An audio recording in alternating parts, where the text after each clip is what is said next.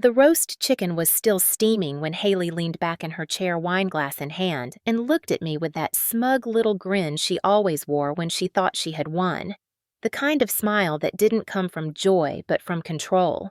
She tilted her head ever so slightly and said with sugar-laced cruelty, "You have 3 days to leave the house, just like that," as if she were offering a friendly reminder, as if it wasn't the most humiliating sentence I had heard in years. I paused, fork suspended above my plate, and looked around the table. Mom was slicing into her chicken like nothing had happened. Dad took a sip of wine and stared at the fireplace. No one said anything, not a single raised eyebrow, not even a murmur of surprise. And that silence told me everything. They knew. They had planned it. I set my fork down slowly, deliberately, and reached into my bag. My fingers brushed over the folder I had carried for months. The one I had prepared in case this moment ever came. I pulled it out and placed it next to my untouched plate, letting the weight of the black leather cover land with a quiet but final thud. "Actually," I said calmly, looking at each of them in turn, "you all have 24 hours. There was a second of complete stillness. Then Haley's expression cracked. Just slightly. Her eyebrows twitched. Mom's knife paused mid-slice. Dad cleared his throat.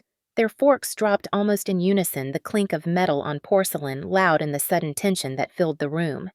Haley blinked. "What are you talking about?" she said, but her voice didn't carry the confidence it did moments before. I slowly opened the folder and turned the first page toward her. Property deed. My name. Date stamped, notarized, witnessed. I didn't rush. I wanted them to read it, to sit in the truth, to squirm under its weight the way I had under theirs for years. "I bought this house out of foreclosure 3 years ago," I said, voice flat but sharp. Every bill, every repair, every sleepless night trying to figure out how to save the roof over our heads. That was me. You remember the leaking pipes? The mold in the basement? The roof that nearly collapsed during the storm, that wasn't fixed by magic. It was me. Haley looked at Mom and Dad, waiting for one of them to interrupt. They didn't. Mom looked like she was going to say something, but then looked back down at her plate. Dad avoided my eyes completely. "This is a joke," Haley said. "You wouldn't dare." I leaned in just slightly. "You dared first. You dared to walk into a home you never helped save and declare me a guest in it. You dared to rally them against me to pretend like this place didn't exist before you decided to come back with your drama and your overpriced duffels and your wine snobbery. You called it healing. I call it invasion." Her mouth opened, but no words came out. I took out the next document. Tax receipts, insurance documents, mortgage payoff letters. I spread them across the table like cards at a poker game where I already knew I had the winning hand. I wasn't bluffing, and they knew it. "You have 24 hours to leave," I said again. "The locksmith is coming at noon tomorrow. If you are not gone by then, I will call the sheriff." Mom finally spoke, her voice trembling.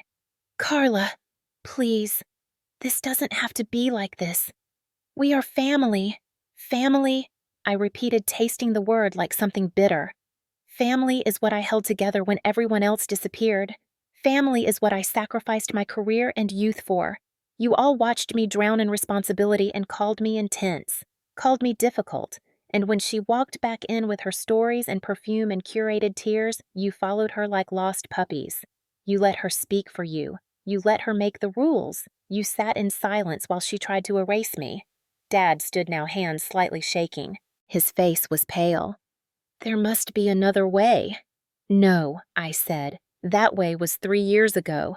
When I begged you to trust me, when I kept this house afloat and asked for nothing, when I made sure you had heat in winter and didn't complain about the ceiling caving in above my bed. That was the other way. You chose silence. You chose her." Haley stepped back from the table.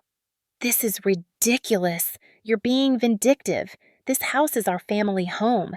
I have memories here, and I have scars here," I shot back. "I have every creaky floorboard memorized because I walked them with bills in my hands and fear in my chest. I rebuilt this house while you were taking selfies in Croatia. So no, you don't get to play sentimental now." She looked at Mom and Dad again, but they had no defense. Nothing left. Not even excuses. I watched them, the three of them, trying to wrap their heads around the fact that I was no longer the quiet background character, that I had drawn the line, stepped into the center of the story, and written the ending they never saw coming. "Pack your things," I said one last time. "This dinner is over. 3 years ago, the house was on the brink of being taken." I remember the envelope like a coffin beige and stamped with finality. Foreclosure notice, final warning, payment overdue by months. Dad sat in the recliner staring at it like it was written in a language he no longer understood. Mom tried to smile through it, saying it was just a mix-up, but I knew the truth before they did. Their savings were gone, evaporated in a failed retirement investment, with some developer in Arizona who promised lakeside properties and delivered a lawsuit. They didn't tell Haley. She was too busy climbing waterfalls in Costa Rica, her feed a slideshow of curated perfection. I didn't tell her either. I knew what would happen. She'd scoff, suggest they rent something smaller, probably call it a spiritual downsizing. But this house wasn't just a building. It was bones and breath.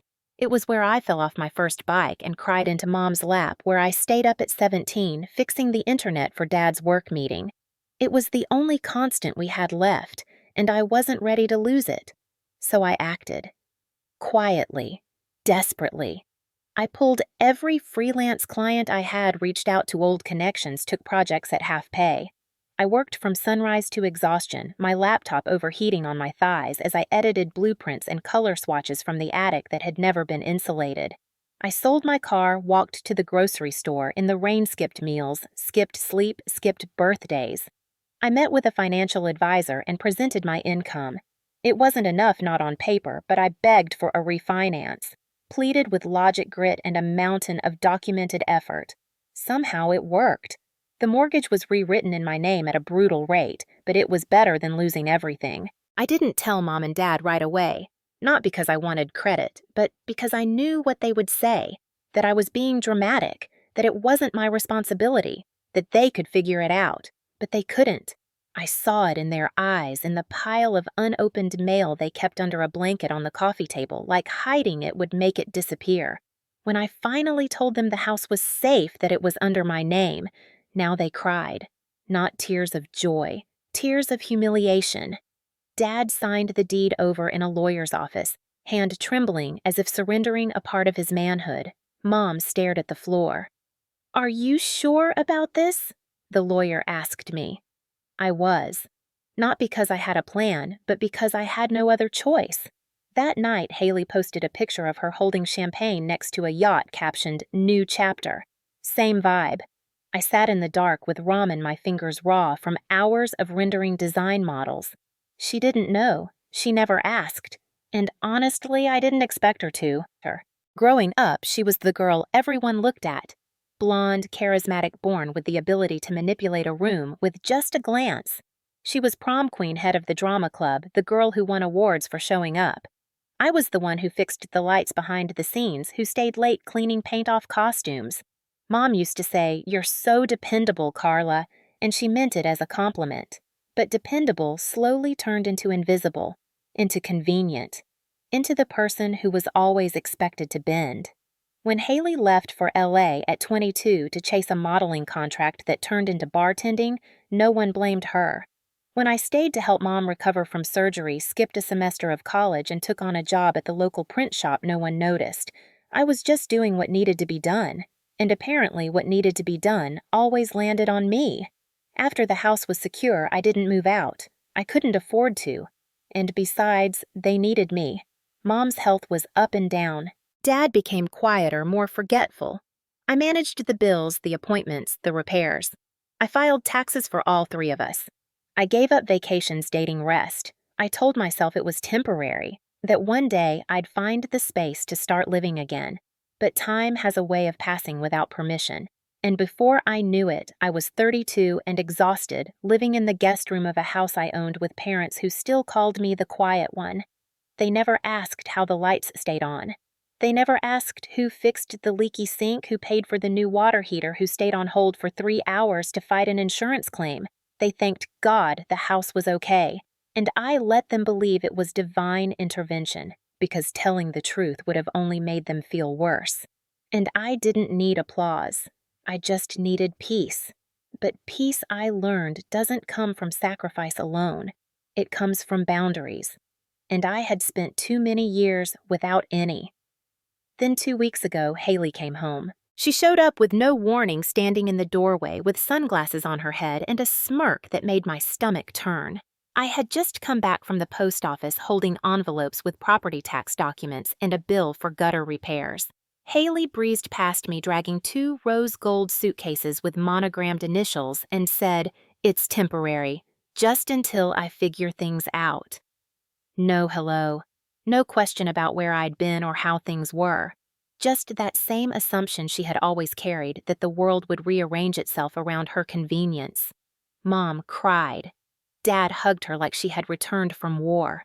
I stood there holding bills with my name on them and watched as they welcomed her like nothing had changed, as if she hadn't vanished for nearly 4 years, as if she hadn't missed every holiday, every health scare, every one of Dad's silent breakdowns.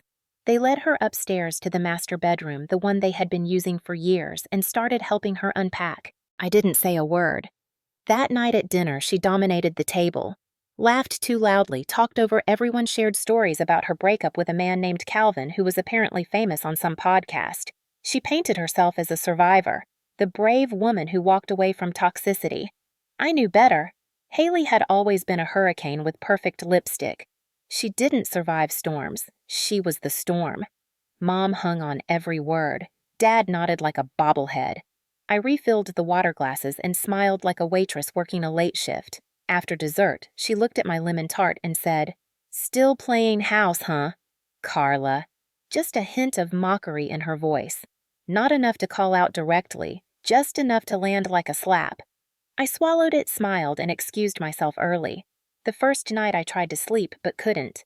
I could hear her upstairs moving things around, claiming space that was never hers, laughing over speakerphone, taking calls past midnight. Her perfume lingered in the hallway like a ghost.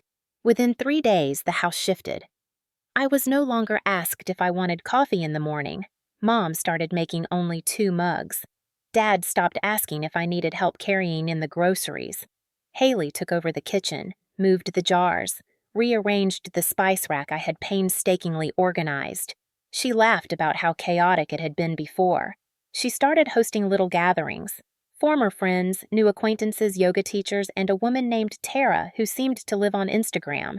No one asked if I minded. They played loud music on weeknights, took over the living room, turned my workspace into a dressing room. I found her bras drying on my drafting table. When I brought it up, she shrugged. "Sorry, didn't know you were so uptight." One evening, I walked into the living room to find them watching one of Haley's old modeling reels. She was explaining the lighting, the pose, the brand deal that never happened. Mom clapped like a stage mom. Dad beamed. I stood silently waiting for someone to notice me. No one did. Haley started slipping into conversations about change. "This place is too big for Carla alone. Maybe it's time to think about something smaller.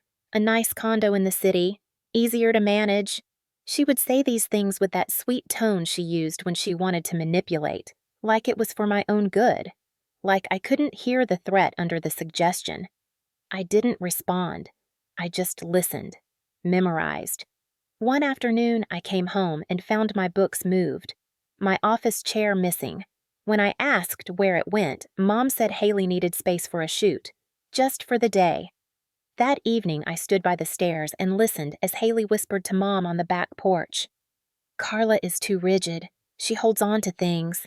I just think maybe it's time she grows up, finds her own place." Mom nodded, said she was tired too, that maybe change would be good for everyone. They didn't know I was right behind the screen door, that I heard every word. I didn't say anything, just turned around and walked back upstairs. I didn't cry. I didn't scream. I just sat down and opened the drawer that held the folder, and I began preparing, because I had felt it coming, the erosion, the subtle daily undermining of my space, my peace, my worth. Haley didn't come home to heal. She came to reclaim.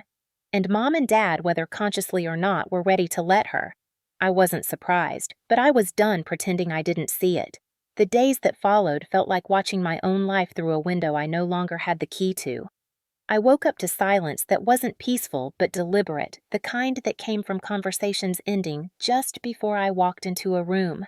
Haley's scent lingered everywhere, vanilla and entitlement. She moved through the house like a monarch in silk robes and curated expressions, every step echoing her confidence that she was the center of gravity again. She began hosting dinners for her friends in what used to be our quiet dining room. My workspace turned into her yoga mat corner. My calendar was wiped from the fridge. I didn't protest not aloud, but inside something cracked, not suddenly, but steadily, like erosion. I watched my toothbrush be moved to the back of the cup, my mugs pushed to the top shelf, my laundry basket left in the hallway while hers was folded by Mom. Dad stopped asking how my clients were doing. He only talked about Haley's latest projects or how proud he was that she was finding herself again.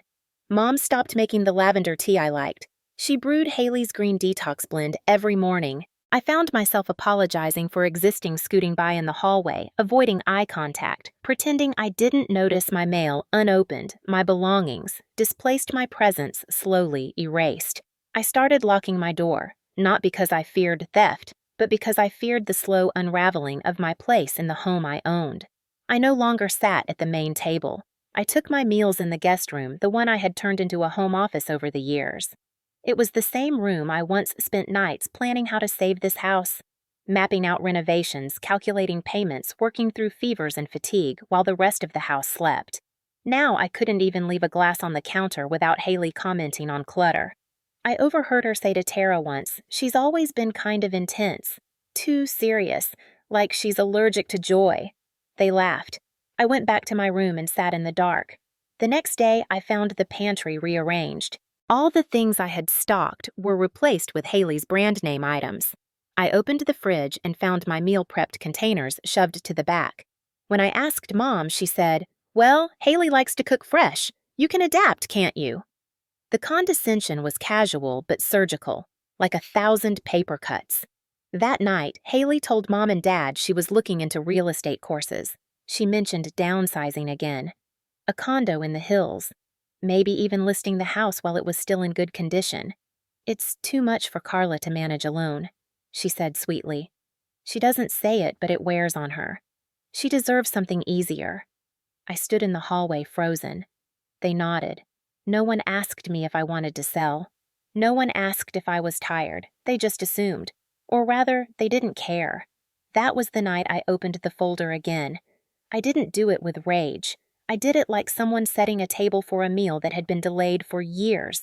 I laid out every document: deed, title, tax forms, receipts, contractor invoices, letters from my lawyer. Every page was a brick in the foundation I had built alone. Their names weren't on a single one, yet they walked through the house like owners, like benefactors, like I was just lucky to be included. The truth was clearer than ever. I had never been included. I had been tolerated, useful, as long as I stayed quiet, as long as I didn't disturb the myth of Haley as the shining daughter. And now that I wasn't needed, I was in the way. That realization didn't break me. It freed me. Because when you stop begging for a seat at a table you built, you realize you can flip the whole damn thing over. And I intended to. I became quiet in a way they couldn't interpret. Not the silence of submission, but the silence of strategy. I began rising earlier before the coffee brewed, before the house stirred. I checked every document again. I scanned new copies, made backups on encrypted drives, and mailed one set to my lawyer. I printed bank records that showed my payments, photographs of repairs I had done with my own 2 hands. I even found the old estimate from the roofing company with my signature at the bottom and the final invoice marked paid. I recorded short videos walking through the house, narrating what had been done: new plumbing in the kitchen, the foundation work, the insulation in the attic I had installed myself.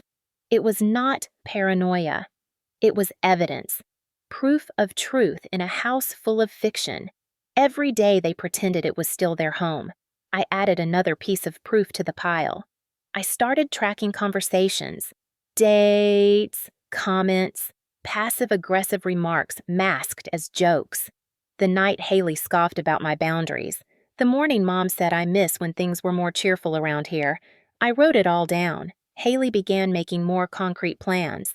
She mentioned a realtor she knew, a friend of a friend who could get the place listed discreetly. She said it casually over lunch one day, as if talking about repainting a guest room and not selling the house that I had rescued. Dad didn't even look up from his sandwich. I realized they believed I would go along with it, that I would just disappear as I always had, cleaning up quietly after their decisions. That was their mistake. I began moving valuables to a storage unit under my name, personal items, family heirlooms, documents. I packed slowly, methodically. When Haley asked where I was going one morning with a taped-up box, I smiled and said, "Just decluttering." She rolled her eyes and told me I should have started sooner. One night, I found her trying to open the drawer where I kept the folder. She was using a butter knife. When she saw me, she laughed and said I thought it was where we kept the house keys. I didn't laugh. I told her I had changed the locks on the filing cabinets. She tilted her head, clearly annoyed, but walked away. The next morning, I called the locksmith and scheduled a full lock change for the front and back doors set for the day after my planned dinner. I didn't tell anyone. I also confirmed with my lawyer that if I served a formal eviction notice, it would be legally enforceable within 24 hours because the house was my sole property and no one had a lease or right to residency. That was all I needed. The pieces were aligned. The trap was set. I cooked a full dinner that Sunday. Haley's favorite lemon herb chicken, mashed potatoes with garlic butter. The house smelled like a holiday, and everyone fell into the illusion. Even me for a minute. I set the table, perfectly lit candles, poured wine. They came down, dressed relaxed, ready for a show. Haley made a toast to new beginnings. Mom smiled, Dad carved the chicken, and then she said it. That line. That declaration that she thought would be the finishing blow. "Carla, you have 3 days to leave the house." She said it with that silky voice, smooth as poison, like she had rehearsed it. I looked up, letting the silence stretch for a beat. Then I reached into my bag, pulled out the black folder, and laid it gently beside my plate. The air shifted. They didn't realize the war had already been fought and won quietly while they underestimated me. And now they were sitting in the fallout zone, forks in hand, too stunned to eat. I flipped open the folder slowly, letting the edges of the paper whisper against the tablecloth. The first document was the deed, notarized, dated, bearing only one name, mine. I slid it toward the center of the table. Haley didn't reach for it. She just stared, the color draining from her face. Mom's lips parted, but no words came. Dad blinked as if trying to read a language he had forgotten. I leaned back slightly, my voice even rehearsed. "This is the deed to the house, transferred into my name 3 years ago. I refinanced the mortgage, paid every dime that saved this home, managed every repair, filed every tax return. The insurance, the roof, the mold, the broken foundation, all of it. I handled it. While you were gone, while no one else even looked at the bills." I held up the second paper. Proof of the final mortgage payment, dated 18 months ago. I paid it off in full, every cent, with my money, with no help. Haley's mouth twisted. So what? She snapped. "You want applause for doing what any decent person would do for their family? You're kicking out your own parents and sister for what recognition? Control. You're pathetic." Her voice rose with every word. I didn't flinch. I reached for the third document, a formal eviction notice stamped by my lawyer, dated today. "This is not about control. It's about respect. You came back into this house and treated me like a squatter. You declared I had 3 days to leave without even asking if I was okay, without caring about the years I spent keeping this place alive. You all let her humiliate me at this table, and now you're shocked I've drawn a line." Dad finally found his voice. "Carla, please, this is drastic. We can work something out." "No," I said. "You made your choice when you watched her take over everything and said nothing, when you let her dictate what I could and couldn't do in the house I paid for." Mom's voice cracked. "This isn't you. You're not like this." "No," I replied, I wasn't. "But being ignored in your own home changes you. Being dismissed, erased, talked over for years, it sharpens you. I don't want apologies. I don't want understanding. I want you all out by noon tomorrow." Haley stood so fast her chair screeched across the floor. She pointed at me, shaking with fury. "I'm not leaving. This is our family home. I grew up here too. You don't get to erase me." I rose from my chair and faced her, my hands steady now. Yes, we both grew up here, but only one of us stayed. Only one of us took responsibility. Only one of us bled for these walls. And it wasn't you. You don't get to rewrite history just because you're louder. She took a step toward me, then stopped. The rage in her eyes met a wall of certainty in mine. I wasn't backing down. Not now. Not again. I lifted the final paper from the folder and held it in the air. This is your formal notice. You have 24 hours to vacate. The locksmith is coming at noon. If you're still here, law enforcement will escort you out. Haley scoffed. You wouldn't dare. I stared at her, my voice low. You dared first. Dad sank into his chair, face in his hands. Mom looked like she had aged a decade in the last minute. No one moved. No one spoke. The silence screamed louder than any fight. Then Haley stormed out of the room, her heels hitting the wood like gunshots. Upstairs, a door slammed. I stood for a long moment before gathering the papers, closing the folder, and turning away. My feet felt like concrete.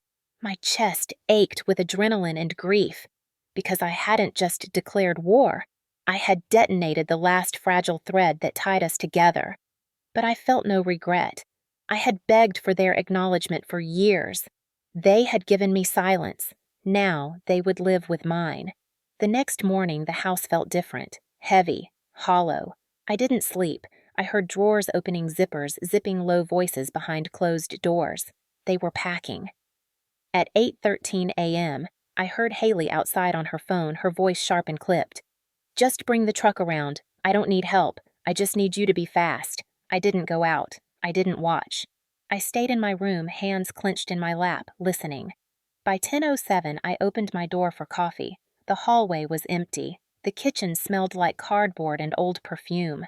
Dad sat in the living room staring at the television, the screen black. Mom was wrapping dishes in newspaper. She didn't look up when I passed. Your father doesn't know where we'll go yet, she said softly. Emma offered her apartment. It'll be cramped. I nodded once, said nothing. She opened her mouth to continue, but I cut her off. She did this, and you let her. Mom's shoulders sagged. She didn't deny it, didn't cry, just returned to wrapping plates. At 11:40, the front door opened and closed 3 times. Once for Haley, once for Mom, once for Dad. No goodbyes, no final words. Just silence and the sound of a wind chime tapping gently against the porch rail. At 12:03, I turned the deadbolt and listened to the lock click into place. It was done. I stood in the hallway for a while, just listening to the silence. It wasn't the absence of sound that struck me, but the absence of weight. The house no longer strained under the tension that had choked every room. It was still. Not peaceful, not yet, but still. I walked from room to room slowly. Their things were gone. The coat rack was empty, the coffee mugs missing from their usual spots. The hallway no longer held Mom's slippers or Dad's worn shoes. The master bedroom was stripped bare. No perfume, no silk robes, no makeup brushes scattered across the dresser. Just sunlight streaming through open blinds and dust catching in the light like suspended time. The guest room, the one I had been exiled to, looked untouched. I stepped into the living room. Dad's recliner sat at an odd angle like he had left it in a hurry, the remote still in his seat. I didn't move it. In the kitchen, I found a half-full jar of Haley's matcha powder on the counter, a reminder of how quickly she had tried to dominate a space she didn't earn. I didn't throw it away. Not yet. I opened the back door and stepped outside. The garden was overgrown, weeds tangled through Mom's old rose bushes. She had always said they were Dad's favorite, but she never tended them. I stared at the dying blooms and then turned away. I didn't want to preserve symbols of neglect. I wanted something new. Inside, I made tea, poured it into the mug I always used, the one that had been pushed to the back of the cupboard for weeks, and sat at the kitchen table alone. The chair across from me sat empty, and yet it didn't feel like a loss. It felt like space, like breath. Like I finally had permission to exist without bracing for the next blow. I didn't expect to cry. And I didn't. Not yet. My hands were steady, my shoulders light. They had left.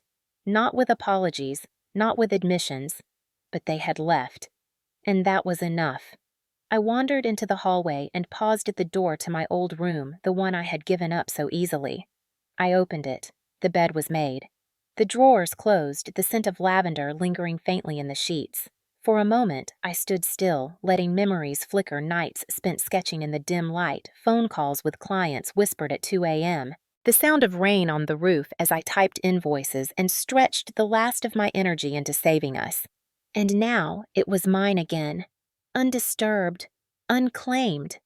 I closed the door gently and returned to the living room. There was nothing dramatic about their exit. No final shouting match, no slammed doors or shattered dishes. It was just a fracture. Clean, quiet, deep. The kind that doesn't bleed but never really heals either. And maybe that was the only ending we could have. Not a resolution, just a conclusion. A line drawn in ink. They left without a word, and I did not chase them. The first morning alone was strangely disorienting. No footsteps above me, no whispered conversations behind doors, no Haley laughing into a phone, just the hum of the refrigerator and the soft creak of wood stretching in the early light. I made coffee and sat by the front window.